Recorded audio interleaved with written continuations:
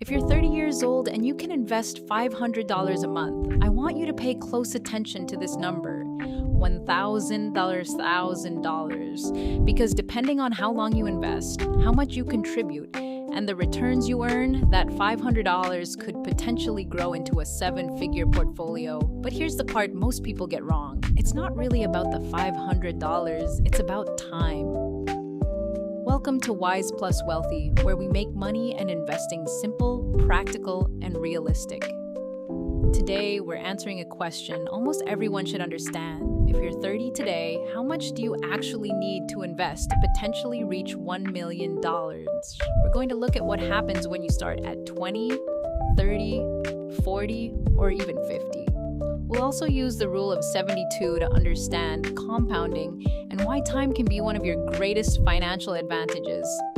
Let's start with the number that gets everyone's attention: $1 million. When people hear $1 million, they often imagine a huge salary, a successful business, or one incredible investment. But building $1 million portfolio can happen in a much less exciting way. Small contributions, repeated consistently for a very long time. Let's say you're 30 years old and invest $500 every month. That's $6,000 a year. If you did that for 35 years, you'd personally contribute $210,000. You didn't contribute $1 million, you contributed $210,000. The rest, if the investments performed well enough, could come from investment growth. Now let's look at some hypothetical numbers. If that $500 monthly contribution earned an average annual return of 8%, compounded monthly, the balance after 35 years would be approximately $1.15 million. At a 7% average return, it would be closer to $900,000. At 6%, it would be around $712,000. These are hypothetical examples, not promises. Investment returns are not guaranteed. Markets rise and fall, and there can be periods when investments decline significantly. But the lesson is powerful. A relatively modest monthly contribution can potentially become a large amount when you give it enough time. That's where compounding comes in. Your early contributions may feel small, but as your investment grows, potential growth is happening on a larger amount. You're not only earning returns on the money you originally invested, you're potentially earning returns on previous returns. That's compounding. Now let's talk about the rule of 72. You take 72 and divide it by an assumed annual rate of return. The result gives you a rough estimate of how many years it could take for money to double. At an assumed 8% return, 72 divided by 8 equals 9. So roughly speaking, money could double about every 9 years. At 6%, it's about 12 years. At 10%, about 7.2 years. This is only an estimation tool. Real investments don't grow in a perfectly straight line. Real returns won't arrive that neatly, but the example shows how the amount of money working for you can become larger over time. And that's why starting early can be such a powerful advantage. That's a massive difference. And here's something uncomfortable but important. You cannot go back and invest your money 15 years ago. Time is the one financial resource you can't replenish. You can earn more money, you can change jobs, you can reduce expenses, you can learn new skills, but you cannot buy yesterday. That's why starting doesn't have to mean starting big.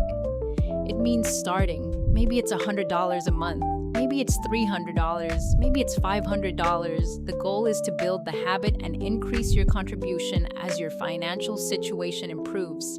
This leads to a simple strategy I call the $100 wealth rule. Every time your financial situation improves, try to find another $100 for your future. You get a raise? Don't automatically spend all of it. Put part toward investing.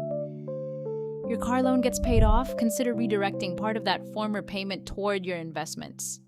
Your childcare expenses eventually decrease? Consider investing some of that money instead of allowing all of it to disappear into lifestyle inflation. You receive a bonus? You don't have to invest every dollar, but perhaps a portion goes toward your future. Wealth isn't simply about earning more, it's about creating a gap between what you earn and what you spend, then putting part of that gap to work. Now, what if you're not 30? If you're 20, you have an extraordinary advantage. Time. You may not have a high income yet, but Even a small contribution can have decades to potentially compound. If you're 40, you may have a mortgage, kids, car payments, daycare, student loans, insurance, groceries, and many other expenses. You might think, there's no way I can invest $2,000 every month, and that's okay. Don't compare your beginning to someone else's financial situation. Start with an amount you can realistically maintain, then increase it over time. And if you're 50, don't assume you've missed your opportunity. You may have less time, which could mean contributing more, adjusting your goal, or working longer. But starting at 50 is still better than starting at 60. The goal isn't perfection, it's progress. Another mistake is waiting until you have $10,000 before you begin. People say, I'll start when I have more money. I'll start when my mortgage is paid off. I'll start when the kids are older. I'll start when I get a better job. But life keeps happening. There will always be another expense, vacation, repair, bill, or reason to wait. That's why building the habit can be more important than finding the perfect starting amount.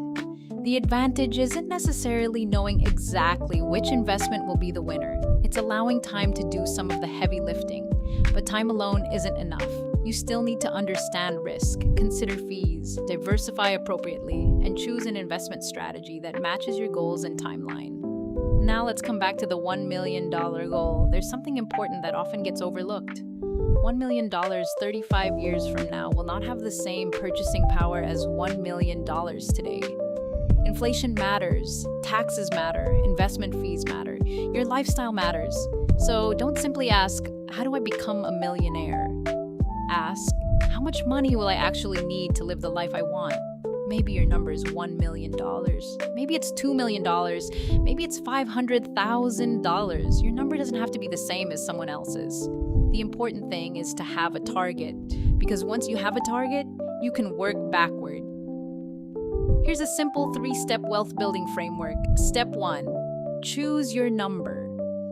Don't just say, I want to be rich. Pick a target. $500,000, $1 million, or $2 million. Choose something connected to the life you actually want.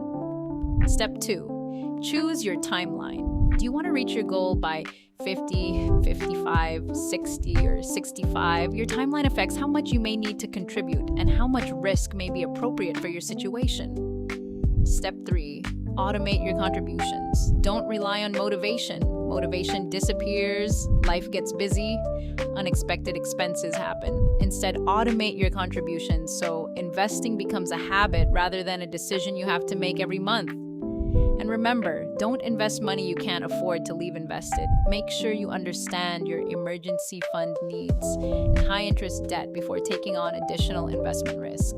So, let's go back to our original question. Can $500 a month make you a millionaire? Potentially. But the real lesson isn't $500, it's not even $1 million. The real lesson is time. At an assumed 8% average annual return, $500 invested every month for 35 years could potentially grow to approximately $1.15 million before taxes and fees. At 7%, it could be around $900,000. At 6%, around $712,000. Different assumptions create very different outcomes. That's why you should never build your financial plan around a guaranteed rate of return. Instead, focus on what you can control, how much you save, how consistently you invest, how long you stay invested, how much you increase your contributions, and how much unnecessary debt and fees you avoid. Because sometimes wealth isn't built through one spectacular financial decision, it's built through thousands of ordinary decisions repeated over decades. Your first $100 may not feel important, your first $500 may not feel important, but give those contributions time. Let them become habits. Let your income grow. Increase your investments as you can, and give compounding a chance to work. Now I want to hear from you. If you could invest one amount every month for the next 20 years, what would it be? $100, $500, $1,000, or more? Tell me your number in the comments. Subscribe to Wise Plus Wealthy because we're building wealth one simple decision at a time. And remember, you can't control how much time you've already lost, but you can control what you do with the time you have left. I'll see you in the next video.